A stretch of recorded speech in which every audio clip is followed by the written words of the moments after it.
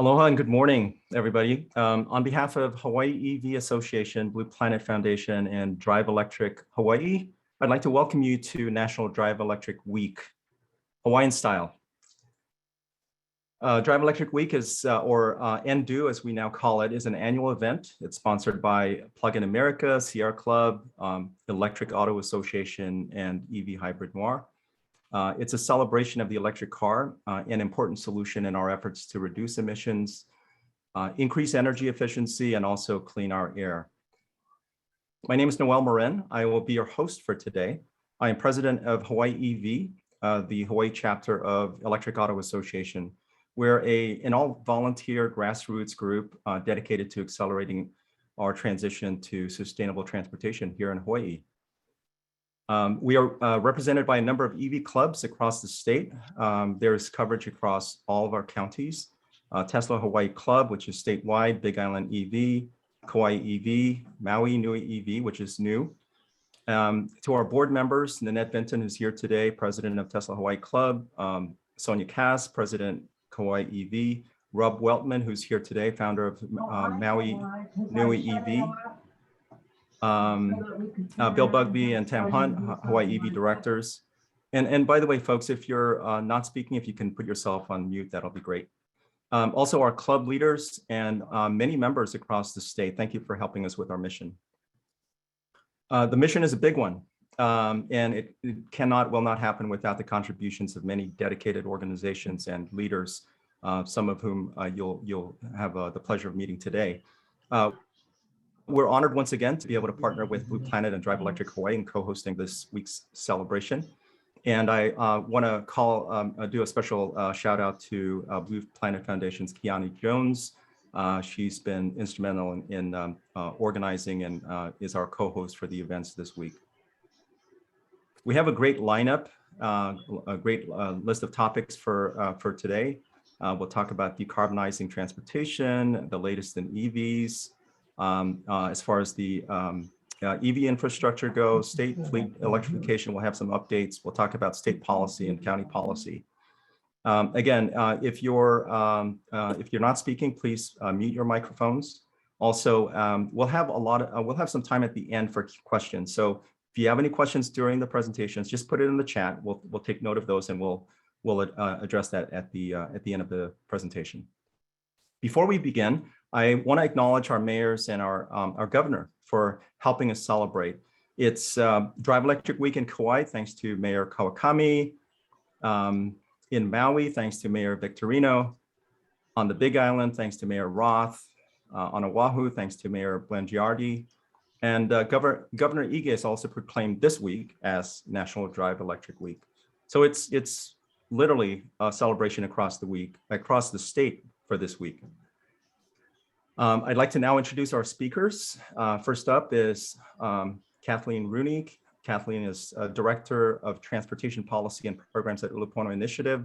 She will be talking about our efforts to achieve clean transportation future in our state. Next up is Kiani Jones. She is Clean Mobility Director at Blue Planet Foundation. She will be sharing the latest on the EV industry. Michael Colon will be providing an update on our EV infrastructure. He's with Hawaiian Electric and is the manager of the EOT policy and program development. Robin Shishido is here with us today. He's Maui District Engineer with Hawaii Department of Transportation, and he'll be given an update on the status of the transition of our state fleet to zero emission vehicles. Representative Nicole Lowen is chair of the Energy and Environmental Protection Committee. She'll be providing an update on our progress on the policy front, as well as insights into future policy priorities. Lastly, we'll be hearing from Heather Kimball. Heather is Hawaii County Council member. She's also vice chair of the Climate Resilience and Natural Resource Management Committee. She will be sharing efforts at the counties to enable the adoption of the laws governing EV parking and charging. With that, I will now turn this over to Kathleen. Great, thank you so much. I'm really excited to be here and, sort of kind of give the big picture from the transportation space and decarbonization. Let's go to the next slide. For those of you that aren't familiar with Ulupono Initiative, we are an impact investment firm based here in Hawaii, and we make for-profit and nonprofit investments in a few different sectors. And this means we help to try to increase local food production, managing water and waste more effectively, expanding renewable energy resources, and then within clean transportation, which for our mission really means helping to reduce fuel emissions and imports. That's the sector and strategy that I lead. Next slide. And historically, as an impact investment firm,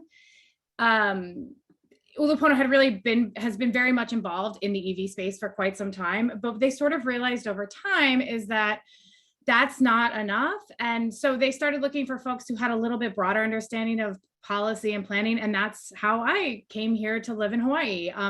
My background is pretty broad. I've worked at the local levels all the way up to the federal agencies, both transportation and environmental and community and housing organizations on a whole host of issues. And that actually becomes really, really useful when you're trying to develop an impact strategy around, the larger ground transportation system.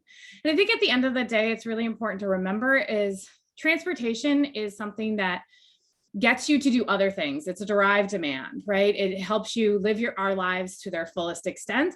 And so how do we use transportation and policy and planning to advance those both individual goals, but also the larger community goals around how we want to, have access to opportunities, how we want to, go about our days, where we want to go and under what circumstances, where we can live and all those types of things, or where we want to live really. And so it's keeping that sort of end objective in mind, that the system itself is not the goal, but rather what the system allows us to do. Next slide. And so from the sort of larger decarbonization perspective and sustainability, generally speaking, we cannot become sustainable without tackling ground transportation. This chart here sort of shows our total GHG emissions, greenhouse gas emissions, sorry, at the top. And you can see like since the 1990s, we've had like a great drop that looks wonderful. And that's, a great thing. There's been some of the other sectors have really done a great job. But what you will also notice, next slide, is that against that same sort of improvement in other industries, ground transportation is functionally sort of at the same space. And granted, this is against population growth, but it's also against improved efficiencies that are the same things that are happening in the other sectors. And so, we really do need to kind of tackle this space, and what we've been doing for the past 20 years hasn't really made the same kinds of strides like the policy interventions and maybe other types of programs out there that we've seen in other sectors. So we really do have to think about what needs to be changed sort of more broadly. Next slide. And so, how do we decarbonize that space? Well, there's really two ways at a state and local level that you can do them. There are other ways available at the federal, but usually we don't get into that too much here. And one is that, making the system as a whole more efficient and have less of an energy impact really. And so this means, making shorter trips. It means sharing trips. It means reducing just the overall driving by sometimes moving trips to other modes like walking and biking and rolling.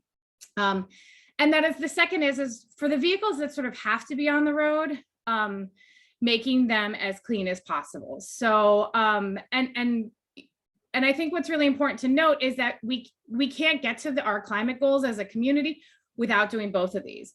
There's really no way to take every vehicle off the road, just given freight and the way we live. Like where everybody walks and bikes, like that's probably not going to happen. You're still going to want transit vehicles on the road, and freight and business kind of vehicles. But at the same time, we can't just do a one-for-one replacement of every vehicle into a cleaner fuel set of electrification or biofuels. That also does not get us there. We really do not have the ability to build both that grid and all the renewable energy resources, even though EVs are more efficient. They really can't get us there either way. This has to happen on both sides. Next slide.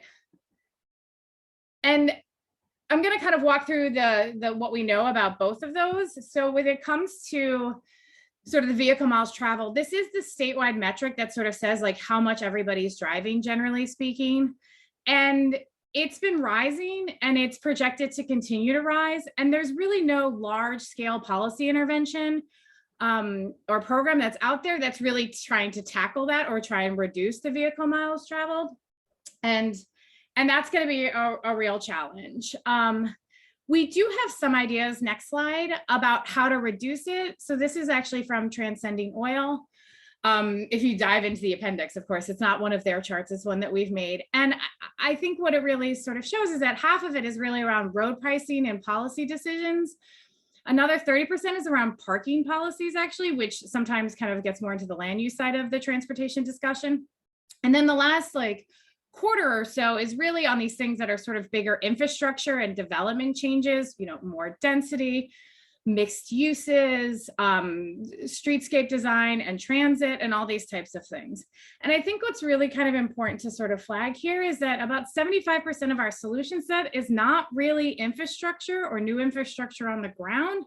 It's really about changing and introducing some sort of willingness to pay into the system, or asking people is having the car the most convenient option on the face of the planet under every circumstance really the right public decision when we have these other goals around cost of living, around the climate, and all these other types of things. And let's go to the next slide. And part of the reason why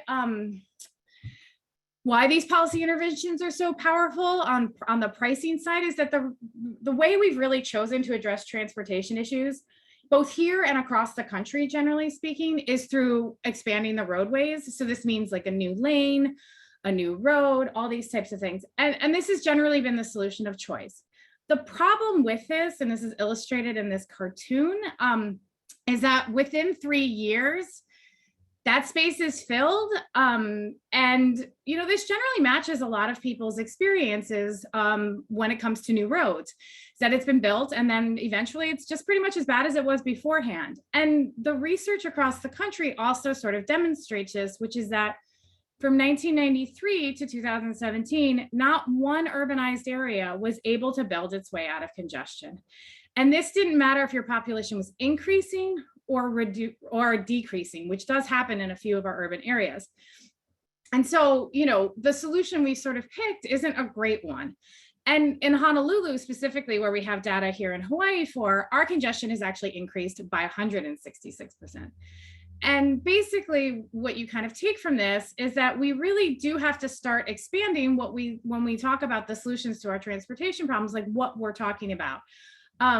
And really focus more on moving people and less about moving the cars themselves. Next slide. And so, now I also want to talk a little bit about what's happening on the clean fuel side. Next slide. And I think the big one is that here in particular, EVs really do have a very large role to play.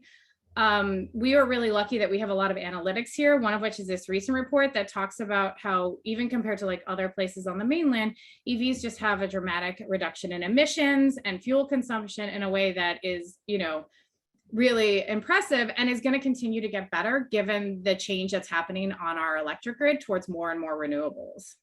And I think that that's definitely for those vehicles that we want on the road.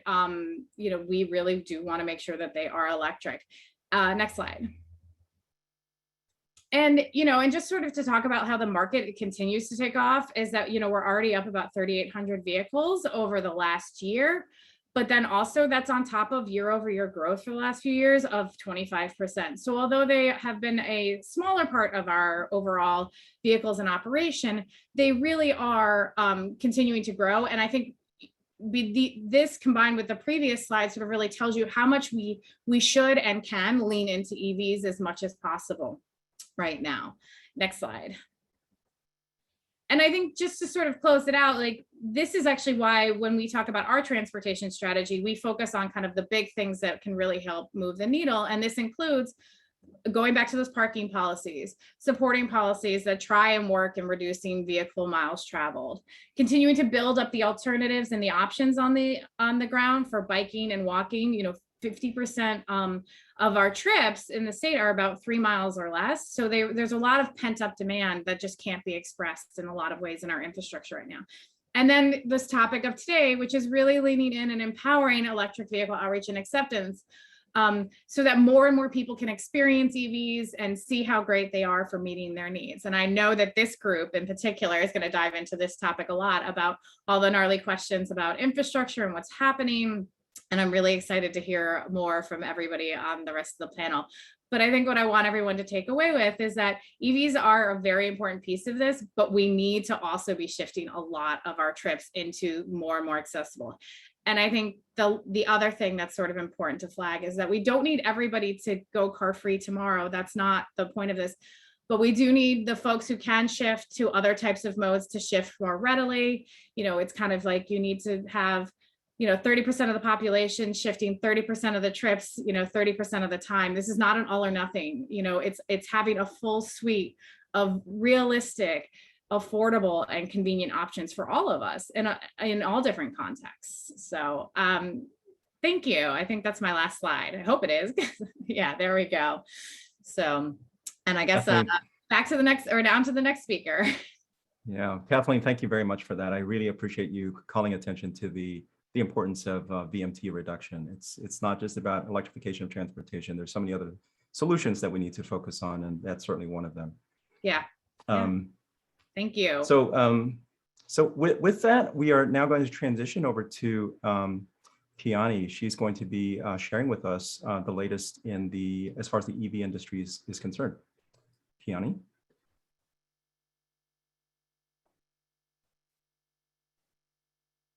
Sorry. Thank you, Noel. Hi, everyone. My name is Kiani Jones. I'm the Clean Mobility Director at Blue Planet Foundation. I also do the communications for Drive Electric Hawaii, who is the co-host for this event. And I also administer the Sustainable Transportation Coalition of Hawaii, which is a U.S. Department of Energy Clean Cities Coalition. And today I'm just going to talk about the electric vehicle industry, sort of at a macro level, so we can see, you know, what's happening and how it's going to affect Hawaii. Next slide. So let's start by taking a look at the state of EVs on a global scale.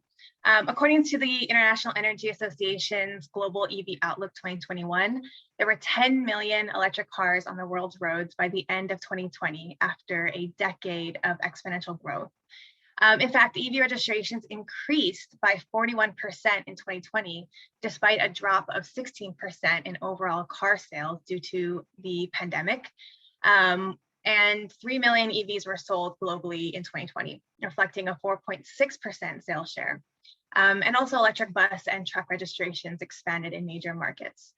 And the report highlighted 3 key factors for the resilience of EV sales, and that was supportive regulatory frameworks, additional incentives, and better choices. The number of EV models expanded and battery costs continue to fall. And not so coincidentally, these are also going to be the key factors that will continue to drive EV adoption in the years to come. And while the US lags behind China and Europe, EV sales increased nearly 200% between Q2 of 2020 and Q2 of 2021 in the US, reaching a market share of 3.6%. Next slide. So there's no doubt that the auto industry is going zero emission and there's no turning back. Nearly every major auto manufacturer has made electric vehicle commitments, with many of them making plans or goals for 100% electrification of their lineup. So Jaguar has committed to 100% by 2025, Lincoln, Volvo, Bentley by 2030, General Motors by 2035, and Ford and Honda by 2040. Nissan has committed to do 100% by the early 2030s, with a commitment to carbon neutrality by 2050. And Hyundai and Volkswagen also have made some carbon neutrality commitments as well. And these electrification commitments are only going to accelerate. Many of these timelines may get pushed up, especially as more states adopt tougher emission standards and set targets for 100% sale of zero emission vehicles, like California's executive order from 2020, which is targeting 100% sales by 2035, and Washington's legislation, which just passed earlier this year, targeting 2030. Next slide. So as we said previously, EV adoption is accelerating in large part thanks to better options. And this is thanks to continually improving battery technology. While the all-electric vehicles of a few years ago topped out at ranges in the hundreds of miles, EVs today can get up to almost 500 miles. So this chart on the left here is showing the average size of battery packs and resulting range in miles for all electric and plug-in hybrids. So for all electric, we're averaging about 260 miles right now, 110 on the low end, up to 490 for the Tesla Model S long range. I did double check that, and it's actually 402 is the EPA estimate. And for plug-in hybrids, 26 miles is the average, 12 on the low end, up to 65 from the Polestar 1. And improved battery technology also means that costs are dropping. So this will help provide more affordable vehicles, which is really important.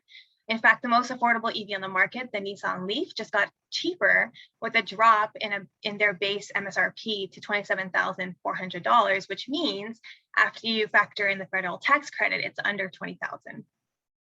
So we currently have about 55 plug-in EV models on the market, 26 of those being all electric. And currently there's almost 100 pure electric models set to debut by the end of 2024. Next slide. So more options is really important as well. And as we know in Hawaii, people love their pickup trucks. The Toyota Tacoma has been the #1 selling vehicle for many, many years. And now we have many electric trucks on the horizon, far more than what's pictured here. Rivian has already taken pre-orders with delivery planned in early 2022. The Ford F-150 Lightning electric truck has also taken reservations with planned delivery in the spring of 2022. And other popular trucks like the Ram 1500 and the Chevy Silverado are also being electrified. And of course, there are many more electric versions of existing trucks and brand new models in the pipeline. Next slide. So what's happening here in the United States? The Biden administration has made it clear that they're prioritizing climate issues and want to position the US as a leader in the EV market. Recent developments include the passing of the Infrastructure Investments and Jobs Act by the Senate, which will provide an estimated 2.5 billion in funding for Hawaii, and at least 18 million of that is specifically for building out EV infrastructure. It also provides access to 2.5 billion in grant funding for EV and alternative fuel charging, as well as access to 5 billion in grants for zero-emission school buses in high priority areas. And the next major vote on this is actually coming up this Monday. The House will be voting to see if this passes. Biden also signed an executive order recently that sets an ambitious target for the country to make half of all new vehicles sold in 2030 zero emission. And also there's a proposal currently around increasing the federal tax credit to up to $12,500 from the current $7,500 for union-made vehicles assembled in the US, and also dropping the current cap that makes General Motors and Tesla ineligible for the tax credit. Next slide. So let's take a look at EVs in Hawaii. According to the Hawaii Auto Dealers Association, it's estimated that from January through June of 2021, plug-in EVs represented 7.6% market share statewide, ranking us second in the nation behind California. We're also second to California in the nation for a number of plug-in EVs registered per capita, meaning relative to population size. And last month, we saw our largest increase in EV registration to date with the addition of 665 EVs, bringing our state total to 16,216. So here at Blue Planet Foundation and Drive Electric Hawaii, we will continue to advocate for the advancement of EVs in Hawaii through outreach, education, collaboration, and more, such like events like this webinar. And if anyone in the audience hasn't yet made the switch to an EV and has questions, be sure to join us for our second webinar next weekend at the same time to learn all about EV ownership. Thank you. Yanni, that was great. It was good to see the trends and what's what we can expect. I should add that on the trucks, the Tesla Cybertruck, if I'm not mistaken, they've got over 1 million reservations. So we're also, many of us are also anticipating that to make a big bump as far as adoption goes. I'm now going to transition us over to EV charging infrastructure. And Michael, I believe you're on, so I will transition over to you, and you can just direct me as we go through. All right. Good morning, everybody. My name is Michael Colon. I'm the Manager of Policy and Program Development at Hawaiian Electric. Happy to be here this morning. Next slide, please. Well, so I noticed everyone's starting with these growing upward trend slides. And so Kiani did an excellent job of kind of covering what I was going to cover here. So I think I'll just use an anecdote from my personal life. My 7-year-old is a Tesla obsessive. And so whenever we're out driving around, he used to point out all the Teslas he would see. But recently he stopped doing that.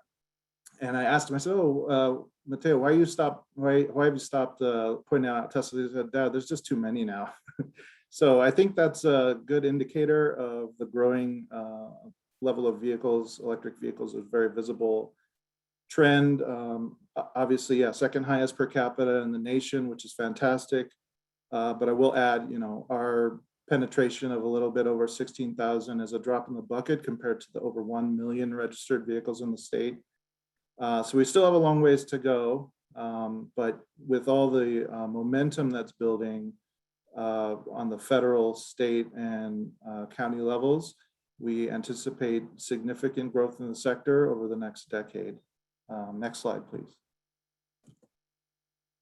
So what we've been focused on at Hawaiian Electric is trying to predict and manage that growth and make sure that we can meet adequate generation supply of renewable generation, as well as transmission and distribution level supply for that growth over time. So currently there's statewide, there's about 739 public charging ports available. A couple years back, we conducted a forecast study called our Critical Backbone Study. And we predicted by 2030, you would need over 46,000 private charging stations, and then around 3,600 public charging stations to support our forecasted growth by 2030 in electric vehicles. So it's a significant jump in what we have now versus what we'll need to make sure that we can support that growth, that coming growth of all those new vehicles, all those models, all the incentives coming. So it's imperative on us to be focused on infrastructure to support that growth as we transition. Next slide, please. So we currently have a small fast charging pilot. And for those of you who aren't familiar with fast charging, sometimes called DC fast charger, you may have heard of supercharging. Those are some of the terms that are used. So it's not like what you see. It's not a wall charger, and it's not like what you would see at a shopping center. These chargers are higher capacity and can really charge, depending on your battery size and your state of charge, can charge a vehicle between 15 and 30 minutes. Most recharges can occur in under an hour at maximum, and oftentimes much less. On this map, we have kind of just a graphical representation of where our current fast charging pilot locations are in our service territory. Next, if you could click it forward. Also, Tesla and Electrify America have made commitments to build out some infrastructure in the state, but it's going to be limited, and it's not going to be anywhere near enough of what we had forecasted by 2030. And primarily, the investments will occur on Oahu. Next slide, please. So a few years back, we looked at the growing trends towards electrification of transportation, and we put together what we called our strategic roadmap for electrification of transportation. And in that, we identified 10 key initiatives that we saw as potentially where the utility had a role in supporting that transition. And really, they kind of coalesced around 3 different types of programs. It's public charging, our rate development, and charging infrastructure. Public charging, as I mentioned, is our pilot where we're providing fast charging. And we're putting together right now an application to expand our public charging pilot and make it permanent in support of that transition.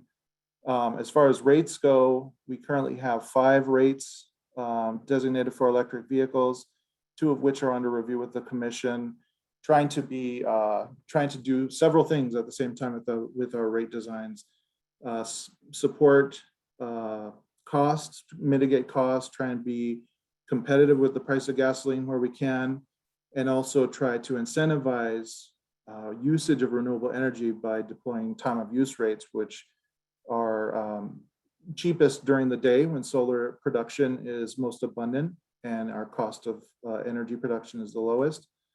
And then finally, our charging infrastructure programs are designed to support some of the costs of developing infrastructure without owning an end-to-end utility-owned charging network.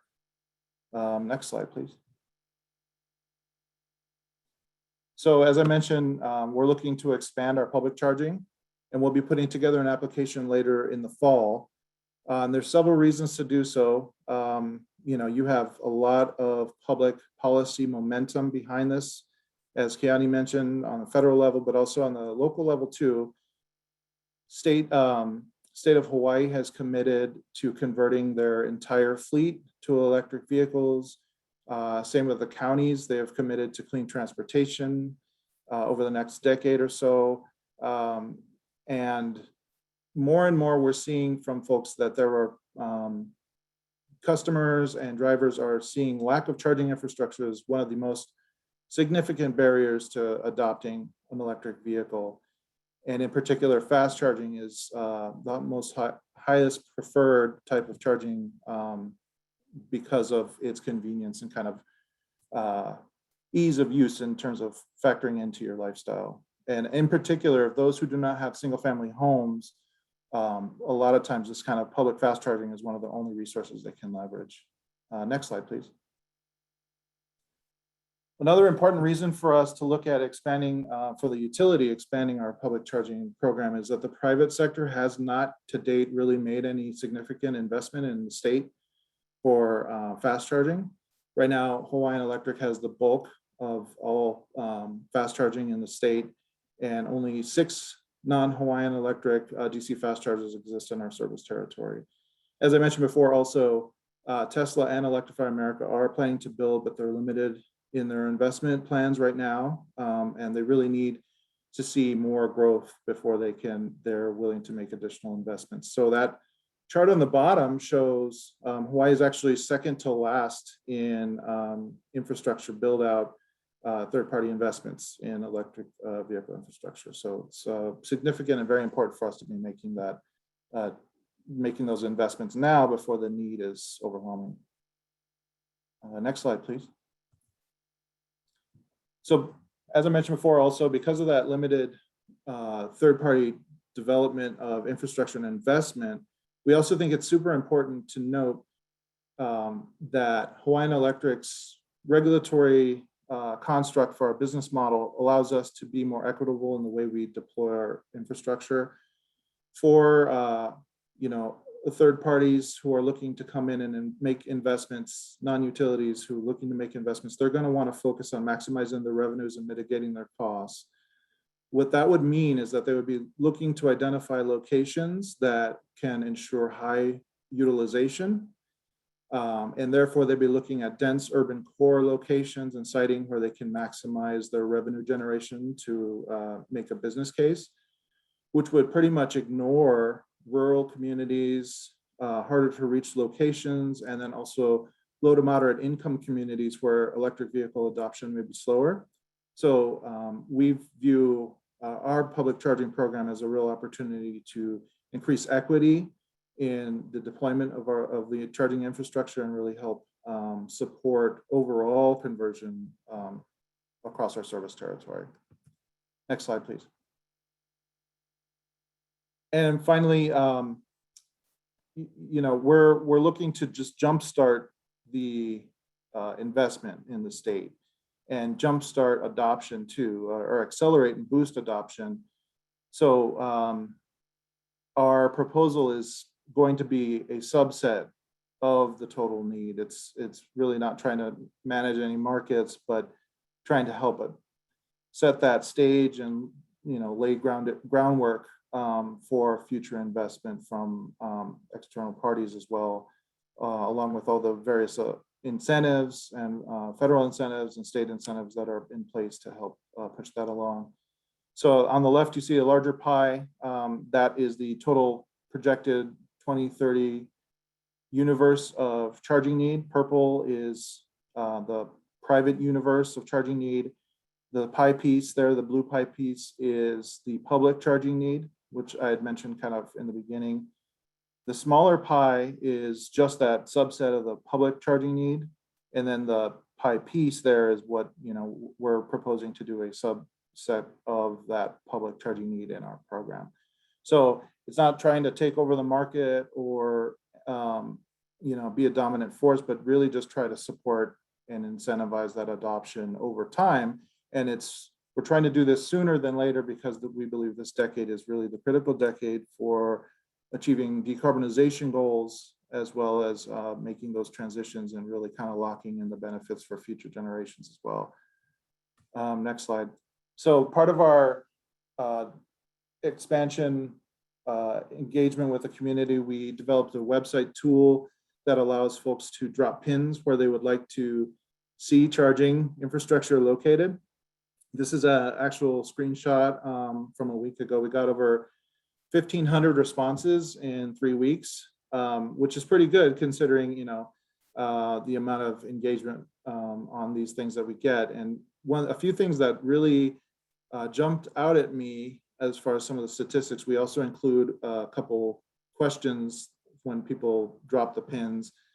84% of the respondents stated they do not have any designated parking, which is really significant. So that kind of shows, they may not have anything other than public charging available to them.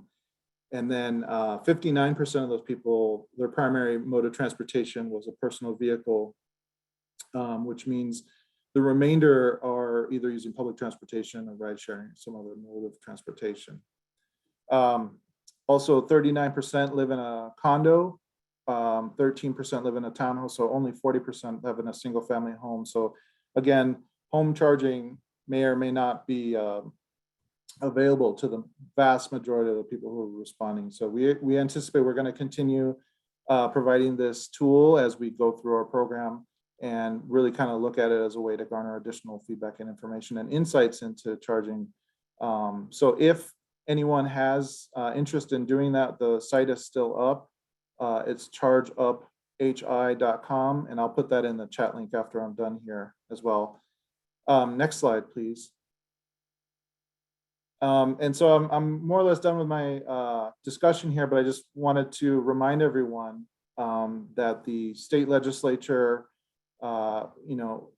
graciously extended the EV charging rebate and resupported it for more funding. And we think this is exemplary of what is needed to really help support investment in charging infrastructure. So this is a non-utility program. This is something where people on their own can take advantage of, either installing new stations or retrofits, level 2 and or DC fast charging.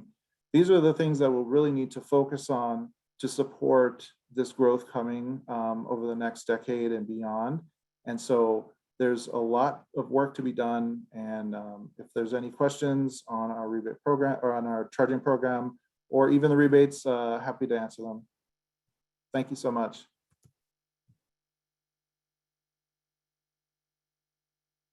Michael, thank you very much for that update. It's very informative. I also just want to highlight that on the rebate program, we invite our members, all our EV owners. They're very well versed on locations where we need these charging stations, and also situations where charging stations exist but they're non-functional.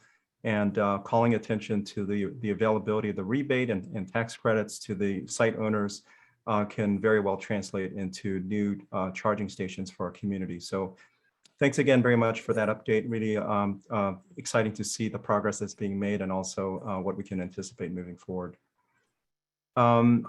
I would now like to transition to Robin. We'll talk about the status of the electrification of our state fleet. And I will have Robin.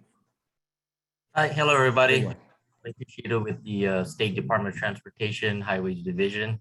And today I'll just talk about kind of a background of our light duty fleet, our contract that we put out there and where we're at with our state conversion. Next slide, please. So throughout our districts, Maui, Kauai, Hawaii, Oahu, we have about 300, little over 350 light duty fleet. As you can see, it's a really aging fleet. And with that, our maintenance costs just keeps on going up every year. I looked at over the last 5 years and, on average, it's gone up, a little over 8%. So for us, we're really looking to, see how we can get our fleet to electric vehicles and newer and, less maintenance. Next slide. So again, just some examples of our fleet. We had vehicles upwards of 25 plus years old, even I think some was in the mid 80s. And, you can see we just, tried to band-aid over the years, keep it going. Sorry, guys, have vehicles. Next slide, please. So again, looking at our maintenance costs, looked at fiscal year 20, and on average, it was, like $2,500 a car for maintenance. So we're spending a lot on that. In FY 2019, we started our first procurement of vehicles. So we put out a solicitation to acquire 4 electric vehicles with level 2 charging stations. We ended up getting Chevy Bolts, and they were just a little over 49,000 each. Initially, we're going to put these vehicles, some of them at our Kapolei office, but the charging infrastructure per vehicle was like about 100,000. It just needed some trenching and some work, and it's going to be really costly. So we ended up moving the vehicles to our Oahu district right near the airport, and we still ended up paying some additional infrastructure costs. So I think each car ended up being 60 to 70,000 per vehicle. So, looking at going forward, in order to convert a large amount of vehicles to EVs, would have cost us, $2.5–3 million upfront. And getting back, to the maintenance piece of it, I looked at the last year and we spent $55.25 for maintenance of those 4 Chevy Bolts. So you could see transitioning to EVs and newer cars, would really reduce that cost. Next slide, please. So again, purchasing the vehicles that would have cost us a lot of money up front on Maui. I tried to, get vehicles as a lease. We put out 2 procurements, and the lease just, it would have come out like $800 a month over for 3 years. So looking at that, it just wasn't feasible to do that either. So with that, we looked at this kind of innovative contracting method where we could obtain vehicles and charging infrastructure as a service. I think it was talked about throughout the, other states, trying to do it, but no one had really done it. So, we're happy to be the first ones, jump in there and, get this program started. And since we have done this contract, I've been contacted by other states, just to see how it went, what kind of factors to consider. And about a month ago, City of Portland, they put out a similar contract where they were getting chargers as a service, and they also included vehicles, but their main point was getting chargers. Another thing with this contract, we had other agencies, county and state, they signed a cooperative purchasing agreement. So, they're allowed to use a contract. They weren't committed, but, it allows an opportunity to also use the contract. Next slide, please. So again, with this contract, it's open-ended IDIQ as needed. So, we're not committed to anything. The contract can be used to obtain any kind of electric vehicle and any kind of charging infrastructure. It's 10-year contract, and, under the master contract, we would issue service addendums. And it just depends, what that situation may be, whether it's cars only, cars and chargers, maybe only chargers only. And, as the trucks come out, in the next year or two, we can also obtain trucks that way. Next slide, please. So again, with contract benefits, we don't put any money up front. We don't pay for anything until the cars are in service. So again, we don't have to, expend our capital up front. We can take advantage of bulk purchasing, if other departments, want to get together, especially at the locations where we share a building. For example, like I mentioned, our Kapolei office, I think there's, 5 other departments in there. So that'll be our next step to get together with everybody and see how we can, share the infrastructure costs. That's where a lot of it is. Again, any tax credits, rebates, incentive programs, if the contractor can get it, it'll be passed through savings to us. And as I mentioned, the contractor, they have a fleet provider, so they're not tied to any one manufacturer. Whatever's out there is, what kind of vehicles they can obtain for us. And again, whatever vehicles come out, trucks especially, we can add on to the contract. Next slide, please. So as with the fleet electrification, being a state DOT highway division, we want to be a leader. So earlier this year, we put in our first order for 43 vehicles. We got our first one in April and just got our last one a few weeks ago. For us, we looked at, what's the easiest to convert, and it was our sedans and a lot of light duty trucks. So we, looked and see, if we really did need trucks, knowing that the EV trucks are not available yet. So we converted a lot of our trucks to smaller SUVs. And, next step is with the EVs we can get a lot of telematic data, so we can, start right-sizing our fleet as well and look at the remaining vehicles. Hawaii State Energy Office also obtained a vehicle through this contract. And I know other divisions and departments are also talking with the contractor to obtain services to the contract. Next slide, please.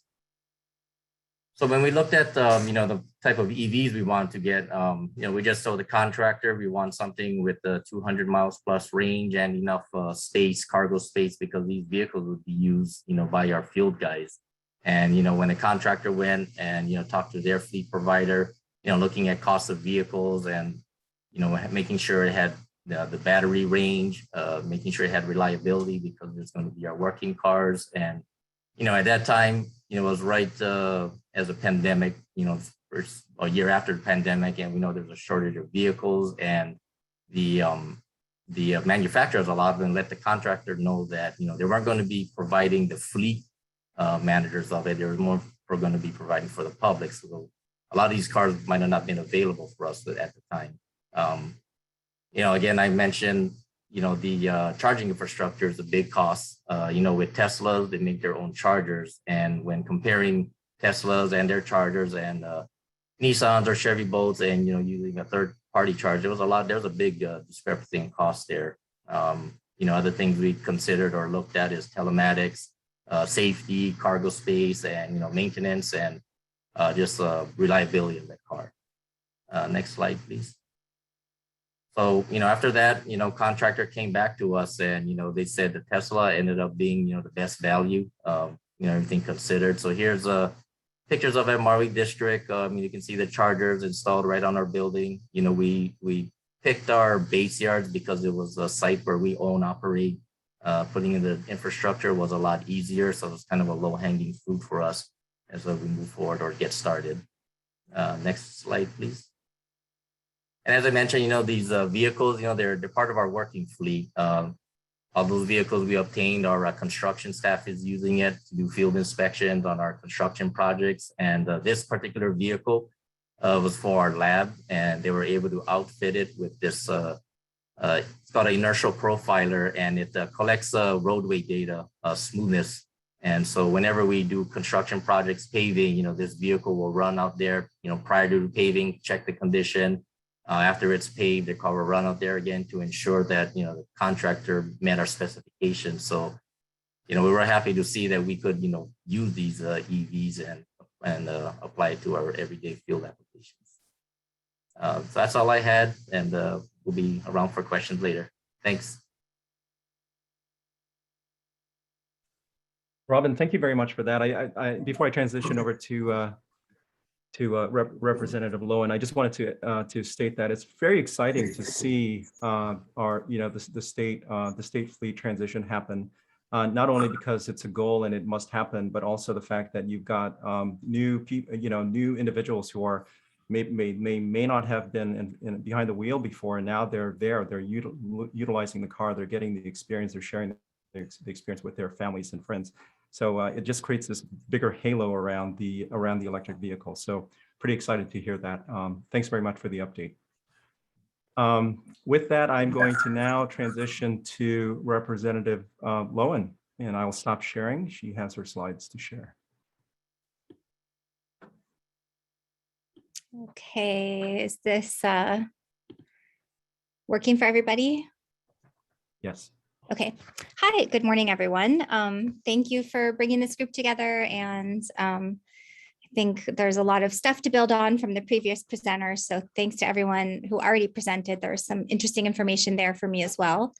For those of you that don't know, my name's Nicole Lowen. I'm the state representative for House District 6, which includes, which is a district in North Kona on Hawaii Island, includes Kailua Kona. And I also chair the House Committee on Energy and Environmental Protection. So Noel asked me to talk about, you know, on the state policy level, what we are doing to, you know, surrounding EVs. And I think one of the important questions to think about up front, and some of this has come up already, is why does the state need to get involved in this? And these are some of the reasons I think that it's important. One, we have some pretty ambitious goals relating to climate change and reducing our emissions and decarbonizing our economy.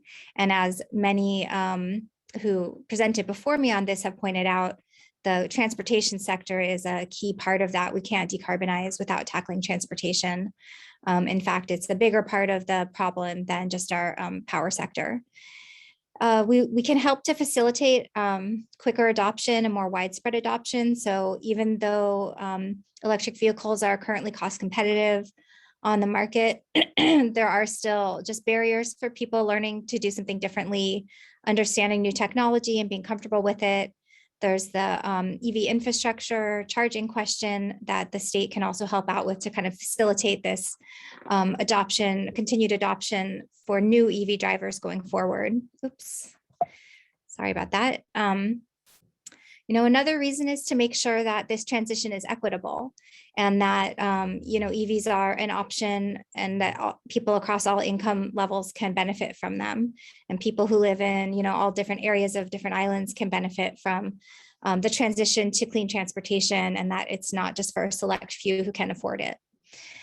And I threw this on here just as, because it's a question that comes up frequently from people who are kind of looking for arguments against this transition, but I think it's important to remember, you know, EVs reduce emissions even when part of the electricity on the grid that they're charging from still comes from fossil fuels. Like as we continue that transition of the power grid, you know, even when EVs are being charged from there, say in the evening when it's mostly running on fossil fuel, it still is a more efficient use of those fuels.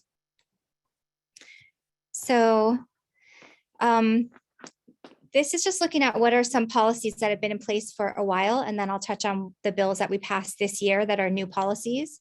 So we've had procurement preferences in statute for a while for light duty vehicles, and we updated those this year, but those have been in place. On Oahu, EVs did have some additional benefits. The HOV lane access is still standing. Some of the parking benefits expired and those didn't get extended. The EV charging system rebates that Michael brought up, that was established by a bill that I passed in 2019, and I think was a really successful program. The funding we allocated to that was a finite amount, and that got used up, which was good. That was the goal. And so I'll talk about on the next slide the bill we passed this year to extend that and give it an ongoing source of funding. We've also had a performance contracting section of statute that allows like a financing option for EV procurement, EV infrastructure procurement, and other types of energy projects. At least on Oahu, there are some building code requirements that would, for new construction, require like EV ready parking. It's kind of a trade-off. Like I think that, I don't know that it's mandated. I think that builders can trade it in or out for other options. So I'm not quite sure. I need to understand better actually how that building code on Oahu works. But that is something, again, that I think we'll keep working on in the future, but that is already existing kind of on Oahu.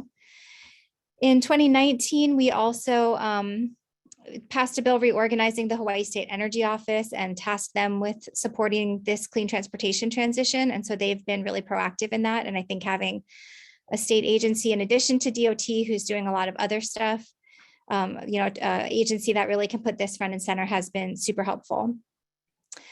And we also have in statute the requirement for at least one charger and one EV parking stall in I think per 100 stalls in lots and places of public accommodation. And then this is kind of hidden on my screen. I threw in at the bottom renewable energy tax credits, because I think that having those tax credits available, so that's the tax credit you could claim if you put solar on your rooftop, for example, is also helpful for facilitating EV adoption, because especially for single family homeowners, having PV on the roof is often kind of goes hand in hand with the decision to get an electric vehicle and having that make sense. Okay, so this is the kind of more exciting part. What bills do we pass this year? And the first one I'm going to talk about is House Bill 552, or Act 74. And this was the bill where we mandated the transition of state fleets for all light duty vehicles. So we established a new goal for the state that all passenger cars shall be 100% zero emissions by 2030. And then we have a 2035 date for the rest of the light duty fleet. This bill also updated the procurement preferences so that kind of realigned them and made that top choice a zero emission vehicle. And then we added those procurement preferences in for medium and heavy duty as well. So that's not a mandate for those cars, but it just means that as those options become available, the procurement incentive will be there to give them consideration. And then the mechanism basically for this state fleet transition is that for new acquisitions of vehicles beginning January 1st, 2022, so coming up in not too long, for any new acquisitions for passenger cars, like they must be zero emission vehicle. And of course, there's some options for exemptions. It's hard to pass a bill without that kind of thing in there, but it's a pretty definitive statement. And then for other light duty vehicles that aren't passenger cars, the language for that is that for any new acquisitions, they should be zero emissions as soon as practicable, but no later than 2035. And so this should facilitate like a good natural transition where we're just, when the cars are kind of past their expiration date for state fleets and the departments or agencies are looking at replacing them anyway, this will kick in and they'll, instead of buying another internal combustion engine vehicle, they'll bring on a zero emission vehicle instead. Then House Bill 1142, or Act 75. This is the extension and sustainable funding for the EV charger rebates. So what we did was shift 3 cents of the existing barrel tax. We took 2 cents, I think, away from the allocation that was going to HNEI and 1 cent from the Energy Security Special Fund. We talked to the agencies that manage those funds. They agreed they weren't using them all up. And we took those 3 cents and shifted them into a separate fund that would be specifically for the EV charger rebates to continue funding these. And it will actually be a substantial increase in the amount of funding. And so that's going to give us an opportunity to come back next year and think about how we might expand those rebates or what areas we really want to focus in on. That statute also, I don't think Michael mentioned this, so I'll mention it. I think the rebates are for publicly accessible areas. So it's like commercial areas. It can be for multi-unit dwellings and workplaces. So it's not like a rebate that's available for an individual to like put one in their parking stall. But there's a lot of flexibility in it. So I think it could be, if you are a business charging fleets, even if it's not publicly accessible in that way, I think that it still might be accessible for them because they're using it for fleet charging. And then that bill also, there was a part 2 that included these enforcement provisions. So this, I think, came up, I forget who brought this up, but our existing law that requires 1 EV charger per 100 stalls in places of public accommodation. A lot of those chargers were installed in the past. A lot of them aren't working. And this basically adds a requirement that those chargers be maintained in working order. And it also gives power to the police, kind of similar to handicap parking laws, that they can come and enforce if someone is parked in a stall designated for EV charging, if a non-EV is parked in that parking stall, or even if an EV is parked there while not actively charging, so that the charging stations remain available. So it just gives an option for enforcement. I think the way that we structured that law, the counties have to now come in and do their own work to establish those laws, but this authorizes them to do it. And I'm guessing Councilwoman Kimball will talk about that more. And then we also, just a couple other bills I wanted to mention. We passed a bill that adds a preference for when state employees are traveling for work, that they rent EVs when they're on official business if they are available. We passed SB 932. This expands some of the GEMS financing options to electric vehicles and electric vehicle infrastructure, though I think this would mainly be accessible for state agencies or maybe counties, not just anyone. And then finally, at the bottom here, I added,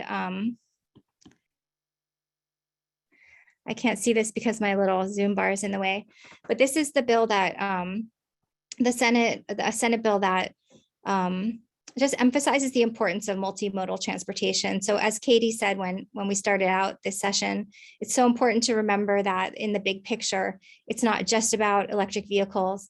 It has to be part of a bigger effort to think about the transportation system as a whole and the service it provides, which is mobility and access, as the key goals. And then talking about what comes next, what might be we be looking at when we come back in for a session in 2022. One, I think, is the expansion, the additional funds available for these EV charging incentives. We also might have federal funding coming down. I'm not quite sure in what form that will be. So we have to dive into that. But some things I think that we could focus on. One is the visitor industry and rental car fleets. So we'd like to see visitors have the option to rent an EV when they come here. But for that to be possible, we need to make sure that the infrastructure is in place for visitor needs as well, that there's chargers in hotels and they're aware of the option, and there's just like some work to be done surrounding that. And the other thing I think we could spend some time focusing on, and someone brought this up before, is the issue with multi-unit dwellings. So there is this funding available, but I think it's been really tricky with homeowners associations to try to figure out how to do that, how to manage it. And so I think there's some work to be done around how we can continue to try to help facilitating making EV charging available to people at home in condos. I mentioned earlier this requirement for new construction. So this is just about, if we're building buildings now, we're building them for the next 50 to 100 years. They should be, at the least kind of wired to be ready to accommodate EV charging. It seems like a no-brainer, but it is not a no-brainer to a lot of people. So we'll keep pushing on that. I think new construction, I mean, it's not just about EV charging, it's energy efficiency and all kinds of things, but these things do add additional costs potentially and are different than how people are used to doing things. So there is a lot of pushback sometimes from the building industry. So we need to work with them to figure that out. I put incentives for EV purchase on here. So this would be like a direct rebate or tax credit. I think that's a kind of policy I would support. I'm not sure if next year coming in, the budget's going to be strong enough to support it. We can look and see, we're not sure what's happening with some of the federal government legislation right now, but maybe there'll be some potential there. But I mean, this is something that we can think about for the future, although I'm skeptical of whether or not it will happen next year. Buses and school buses I added. So again, that could be something that we can do with the help of federal funding. There could be a really nice intersection here because we've been having a lot of problems with our public school bus system, especially if you are calling in today from Big Island or Maui, you might be aware of how difficult that's been. And the idea of funding where we could electrify school buses, but then also maybe help transition some of that school bus duty over to the DOE instead of having them contract it, could be a win-win. Sorry, I wanted to do my own slides and now I'm jumping all around. There's always a push to talk about establishing broader goals for the private sector. So the goals that we established in statute last year just applied to state fleets. We could look at establishing broader goals. There are bills that will be making a comeback to ban the sale of internal combustion engine vehicles, to ban the sale of gas-powered mopeds. That's kind of on one end, we want to push people to adopt EVs. On the other, end of that, you can start making purchasing new internal combustion engine vehicles unavailable. Again, that's a little more, feels a little more draconian to a lot of people. So there's a lot, probably more broader acceptance for some of the incentives in this kind of policy, but it's definitely still under discussion. And then I added here coordinating charging to maximize use of renewables and help facilitate grid stability. So this isn't necessarily something that we would pass a bill about. It might be something that the utility proposes, or that the PUC like opens a docket on that we'll be discussing, but that's certainly an important piece of the picture. As we bring more electric vehicles onto the grid, it does increase the demand for energy. And so there is going to be a need for the utility to figure out how to balance all that, and for us to, you know, make sure that we are generating enough power to charge everyone's cars also. So I think that's my last slide. Just have this. And yeah, look forward to everybody's questions. Thank you. Thank you so much, Representative Lowen. There's so much going on there, and it looks like it's going to be a very exciting and busy upcoming session. So I'll give a heads up to all of our EV advocates. We're looking forward to seeing how this pans out and looking forward to supporting it. With that, I will now give Councilwoman Heather Kimball the floor, so she can provide an update on what's happening at the county level. Thank you, Noel, and thank you to all the organizers for putting on this event today. And thank you for everybody that's tuned in on this beautiful Saturday morning to participate in this Drive Electric Week event. I just want to start by thanking all of the presenters as well. I learned some things that I didn't know today, and particularly to thank Representative Lowen, because a lot of the work that she's done over the past few years has enabled activities that I'm now engaging in at the county level, particularly with respect to that Act 75, which, as she mentioned, does a couple of things with regard to parking and making sure chargers are working. I saw some messages in the chat about how folks were frustrated about not being able to find a parking space to charge their EV, or getting there and finding that the charger wasn't working. I actually work at the Alpuni Center and have an EV, and we have 4 chargers there at the Alpuni Center, only one of which actually works. And I'm always having to wait and fight for a space. So one of the things that Act 75 enables is the county to put together an ordinance that makes sure that folks that are using our EV charging spaces are actually an EV and they're actually charging, so that when people do come to public places of accommodation, they can have access to a charger and that charger will be working. What Act 75 or the part of the Hawaii revised statutes that it refers to, which is 291-71, what it allows is in places of public accommodations, there's a requirement that there be 1 charger per 100 spaces. And so what I'm working on, and this is with the help of Noel and Think Big, which is Think Big Island Green, they helped draft this bill, and I want to give a shout out to them. For new parking or parking that is modified, we actually want to push beyond that 1 per 100 limit and require 2 per 50 as a start.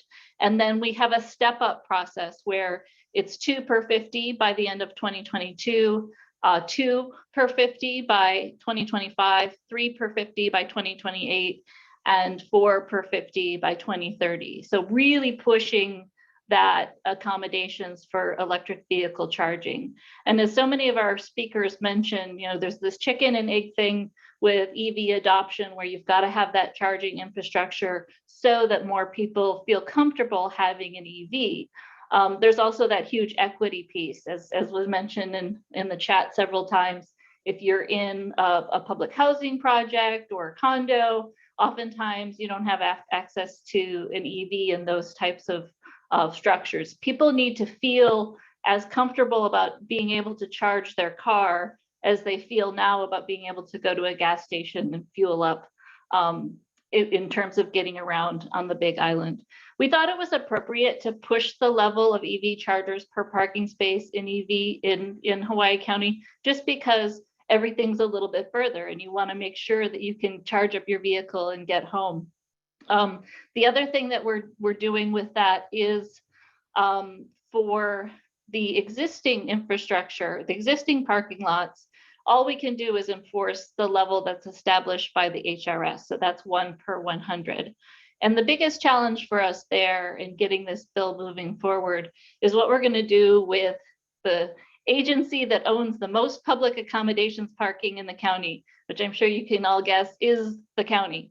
And so what I'm doing right now is working with the Parks and Rec Department and DPW to look at all of our facilities and how many parking spaces we have at those facilities, what sort of electrical infrastructure we have already, and see how we can make sure that we follow our own law once this bill is passed. I want to give a shout out to Riley Saito in our R&D department. He is kind of the guru about everything EV related and EV charging related, and he's been working on an implementation plan for getting more EV chargers into the county facilities, as well as transitioning our fleet.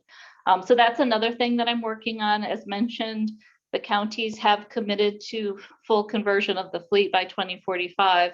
One of the things that we're looking towards is actually putting some incremental benchmarks in there to push that movement, that transition forward with the county fleet at an accelerated schedule, because we all know that 2045 is really far away and we need to start reducing emissions as quickly as possible.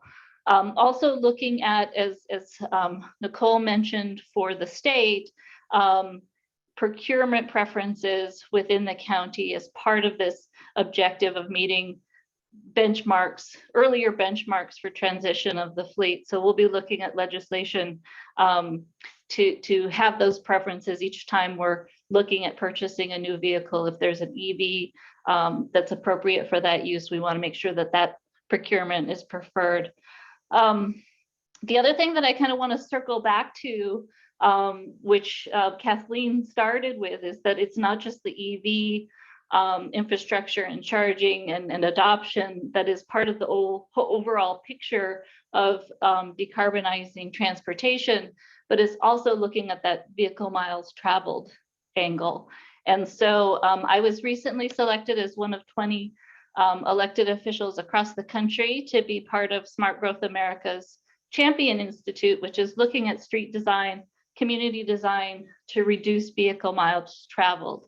And I'm just getting started with it. It's a wonderful program, but one of the things, and I hope Representative Lowen will help with this, that I want to look at is from the county perspective, when we are looking at community design, we are often doing our traffic studies. We do our traffic studies based on level of service, which is that whole idea of how quickly can we move vehicles around this development. But if we transition our mindset and our measurement with respect to design and traffic studies to vehicle miles traveled, how do we actually move people around and not necessarily make it as easily accessible for cars? How do we move people around in such a way that they're traveling less? That is a better measurement and will drive development in a way that actually looks at other modes of transportation overall, reducing our carbon footprint. So hoping to work with Representative Lowen about maybe shifting to a VMT model of assessment of traffic as opposed to a level of service. And the other thing that Nicole mentioned at the state level is also that building code, EV ready related efforts. So that's another thing that we're looking at, is how do we make sure as new developments, whether it's homes, condos, commercial developments, how do we ensure that they are EV ready, or just reducing overall energy usage, becoming more efficient. And we're looking at different levels of cost or square footage to make sure that, for example, if you have, this is a recent bill that Maui is working on, if you have a certain square footage, that home has to be a zero emissions home. And so really looking at how do we, as a collective picture, reduce emissions from any new development. So very excited about all of these different things going at the county.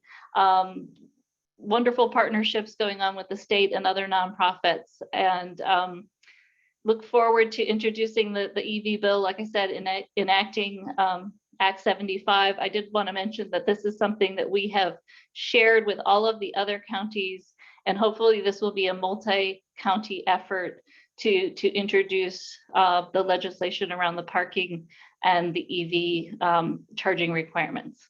So again, thank you for all to the organizers for putting this event on today, and look forward to any questions about what we're working on.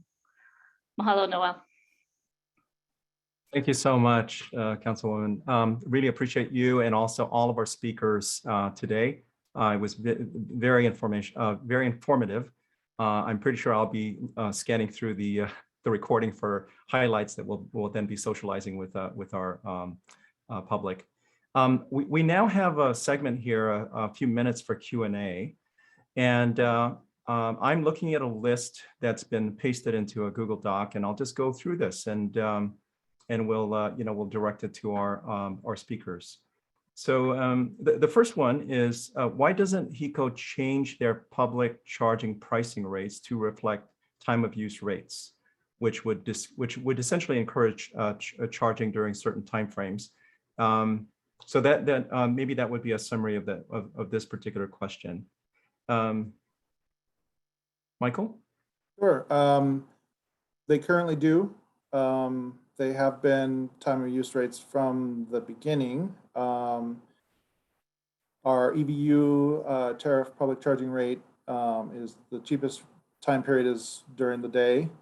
And then we have an evening peak, which reflects our costs for the evening ramp. And then there's an overnight rate that's in between those two rates. All of our rate designs, probably since 2018, related to electric vehicles, are time of use rates.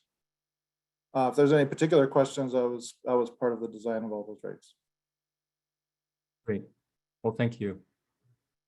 Another question here. Wondering if the shortage of cars will be discussed. I've been looking around for EVs, but most dealerships don't have any or have very limited amounts.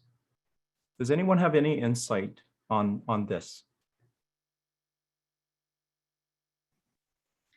I'll just jump in and say I don't have a real insider solution, but I've recently become aware of this problem, and it's definitely a priority for me to dig into it and understand why. I did a webinar with some test drives and partnered with some dealerships, and when we started asking about inventory, it was very surprising to hear that a lot of them were saying, oh, we don't have any, or we're going to get some. And I know the pandemic did affect the supply chain as well, so that was one impact. But yeah, I personally plan as part of Blue Planet Foundation and our Sustainable Transportation Coalition, which runs the EV Expert Program, to sort of dig in with the dealerships and understand what's affecting this and how we can improve it. I do know, obviously they also need to feel sort of confident that if they bring in the vehicles, they'll be sold. So that's another aspect, is driving up that demand and getting people interested and going out and asking the dealerships for the vehicles, getting on wait lists and things like that, so that they can see that these are investments that are worth it. Thank you, Kiani. I see someone in the chat also mentioned that used EVs are offer a benefit from a pricing standpoint, and that is certainly the case. But I will say that, because we're also tracking inventory for pre-owned EVs, and we're seeing that the supply is just not there, compared to a couple of years back. So I think for me, it represents opportunity, right, for the entrepreneurs out there, for the auto dealers, for the used car dealers. There's a demand, and there's willing customers. So I think it's an opportunity. Hopefully it resolves itself over the next few months. Let's see, what other questions do we have here? There is a question, how do present EV owners, primarily Tesla owners, feel about keeping their vehicles beyond factory warranty coverage. And I guess we can direct this to any of our EV owners on the in the event here. Does anyone want to take this on?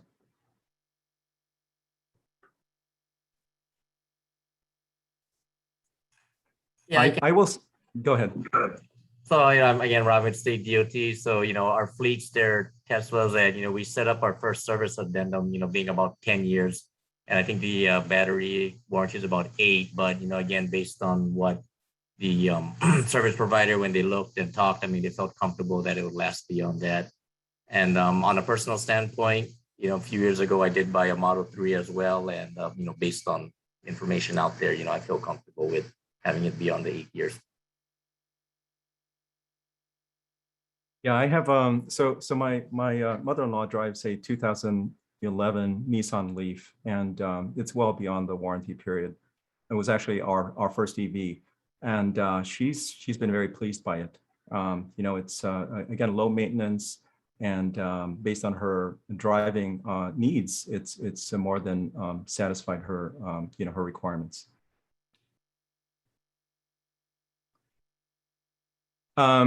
I'm looking at the chat. There's some more questions here coming in.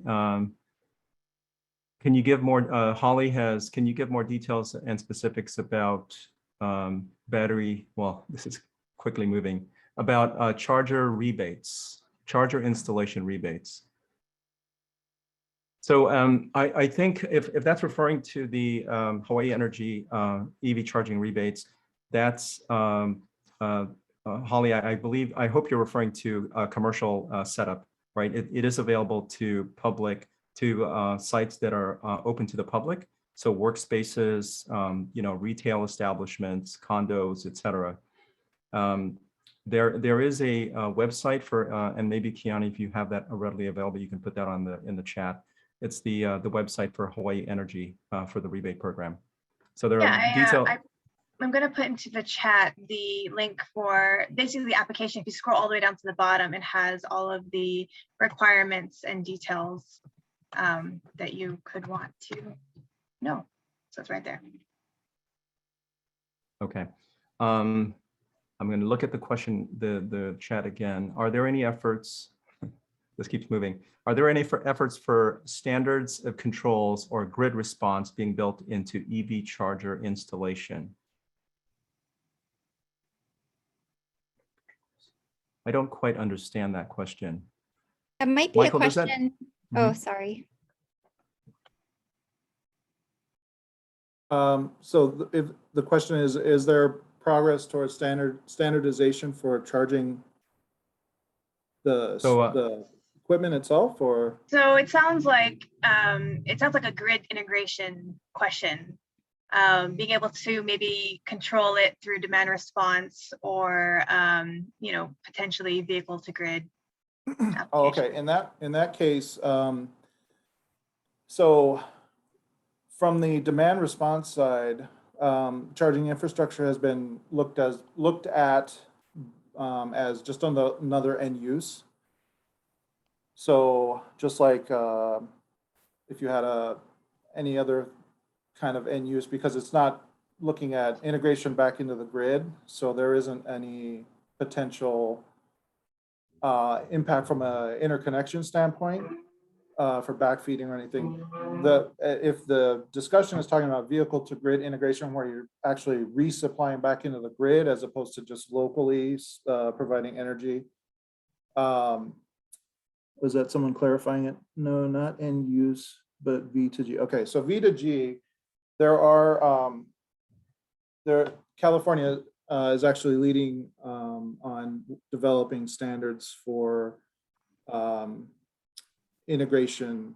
connection integration standards for vehicles to re-inject energy back into the grid. So it'd be similar along the lines of battery or solar, but I think there's other considerations at play between the communications on board between the vehicle and then the whatever that signal sender is on the grid side. So those are the things that need to be clarified. There's these open standards communication protocols that are being worked on for developing those standards, which would then enable that functionality in the future. But right now it's still in the kind of development, testing, and discussion phase nationally. Thank you, Michael. Team, I know there may be additional questions coming through, and what we're going to be wrapping up now. There's some additional announcements that we would like to make. For those questions that we were not able to address, we'll make our best effort to get the answers to those, and then we'll send it out to all of the registrants for this event. Hope to see you at the next couple of events. Make sure you bring your family and friends. Mahalo. Thanks, everybody.